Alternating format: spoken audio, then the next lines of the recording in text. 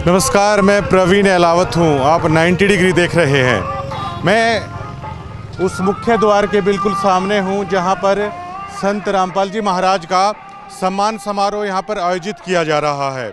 यहाँ पर बेतहाशा भीड़ है और जो हकीकत में हरियाणा में कहते हैं कि तिल डालने की जगह नहीं है, बिल्कुल ऐसा कैसा माहौल है। यहाँ पर तिल डालने की जगह नहीं है, लेकिन वो जितनी भी भीड़ है वो सभी श्रद्धालुओं की है।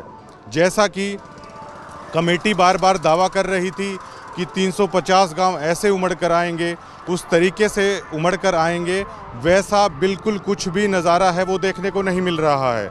सबसे बड़ा सवाल ये खड़ा होता है कि क्या ये आश्रम कमेटियां हैं, क्या वो संत रामपाल जी महाराज के साथ धोखा नहीं कर रही हैं।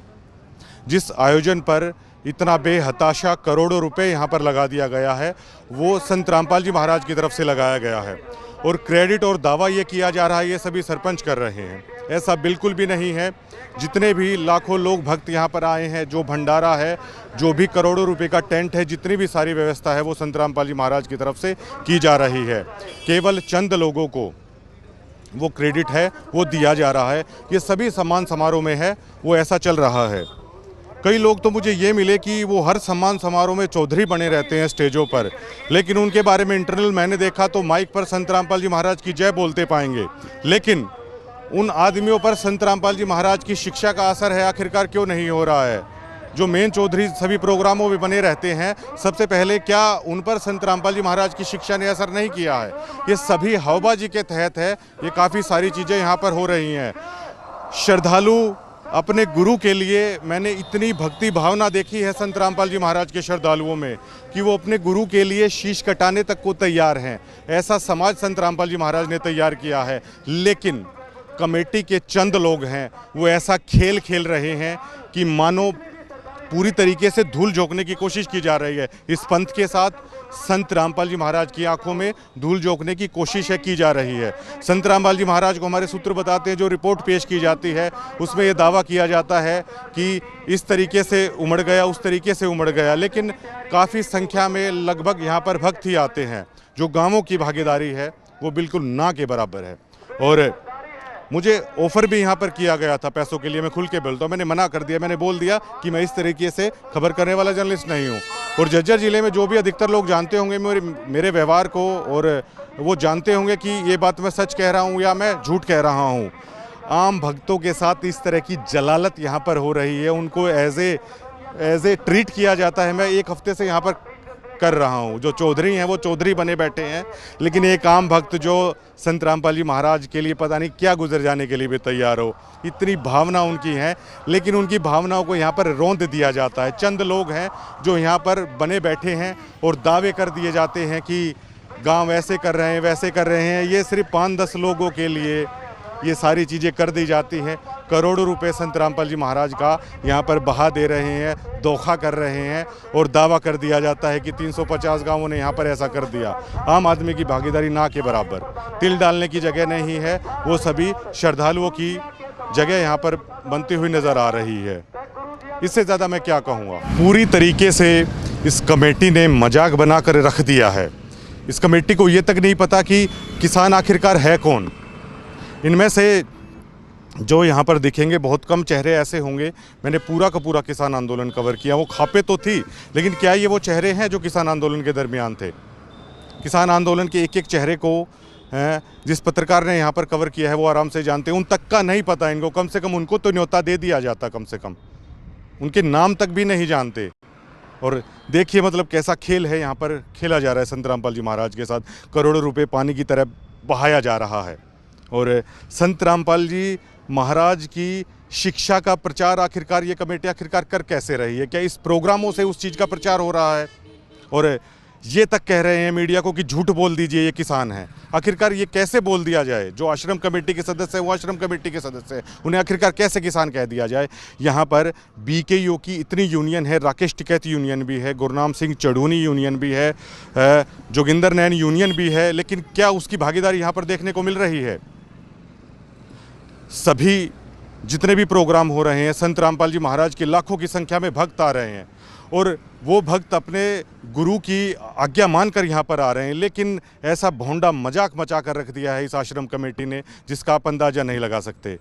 इन भक्तों की श्रद्धा के साथ ऐसा खेल शायद आज तक नहीं हुआ होगा जो यहाँ पर ये लोग कर रहे हैं। कुछ भी ऐसे चौधरी मंचों पर बना दिए गए हैं जो शायद संत रामपाल जी महाराज की शिक्षा उनके आसपास भी खड़ी नज़र नहीं आती।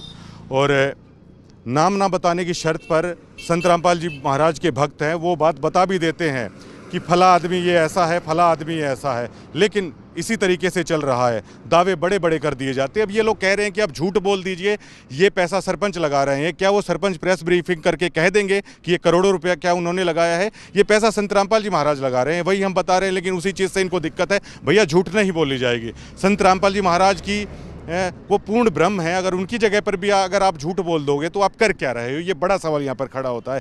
नाम मात्र का, लेश मात्र का भी किसान यहाँ पर नहीं है। अब कैसे बातचीत करके क्या चीज़ें चल रही हैं? मैंने तो प्रेस कॉन्फ्रेंस के दरमियान भी पूछा था, आप ही लोग वहाँ पर थे जब विरोध कर रहे थे करोथा आश्रम में, आज आप ही लोग भगवान बता रहे हो। क्या इन्हीं लोगों से सिद्ध हो जाएगा या आम किसान या आम आदमी की सोच भी मायने रखती है झज्जर जिले में? क्या आम आदमी संत रामपाल जी महाराज की शिक्षा को समझ गया है? उस आम आदमी तक पहुंचने के लिए यहाँ पर क्या किया जा रहा है? ये सबसे अहम सवाल यहाँ पर खड़ा हो जाता है। लेकिन सारी चीज़ों को जानते हुए भी अपने गुरु के लिए सर कटाने को भी संत रामपाल जी महाराज के भक्त तैयार रहते हैं। ये भावना मैंने इनमें देखी है। बात कड़वी है, लेकिन जो मैं बता रहा हूँ वो सच है। अच्छी लगे चाहे किसी को बुरी लगे, लेकिन मनमाना तानाशाही भोंडापन कमेटी के कई लोग हैं वो सरेआम यहाँ पर कर रहे हैं। और आम भक्त मन ही मन है यहाँ पर बहुत परेशान है। यहाँ पर यहाँ पर दिखाई देते हैं। ये बिल्कुल पूरी तरीके से झूठा खेल यहाँ पर रचाया जा रहा है। संत रामपाल जी महाराज ने मदद की, लाखों करोड़ों रुपए इक्विपमेंट के साथ मदद की, इसमें कोई रियलिटी नहीं है। लेकिन जिसके खेत का पानी निकला है, क्या वो किसान यहाँ पर नहीं आएगा क्या? मान लीजिए मैं भी एक जमींदार का बेटा हूं, मेरे खेत का पानी निकला है और मुझे चाहे वो सरपंच चाहिए आश्रम कमेटी आके ये बोले कि परवीन अहलावत आपको इस कार्यक्रम का न्योता दिया जाता है क्योंकि आपके खेत का पानी सर रामपाल जी महाराज की मदद के कारण निकाला है। यहाँ पे आदमी खुददार है, वो क्यों नहीं आएगा? ये दावे कर दिए गए 1300 एकड़ में पानी निकला है। 1300 एकड़ का रकबा बहुत ज़्यादा हो जाता है। क्या जिस जमींदार का पानी निकला है, क्या वो संत रामपाल जी महाराज के कार्यक्रम में आने से क्या मना करेगा? वो यहाँ पर मौजूद क्यों नहीं है? केवल चौधरी लोगों की तरफ से एक खेल, एक प्रपंच यहाँ पर रच दिया गया है। जिस आम आदमी के खेत का पानी निकला है, क्या वो यहाँ पर मौजूद है?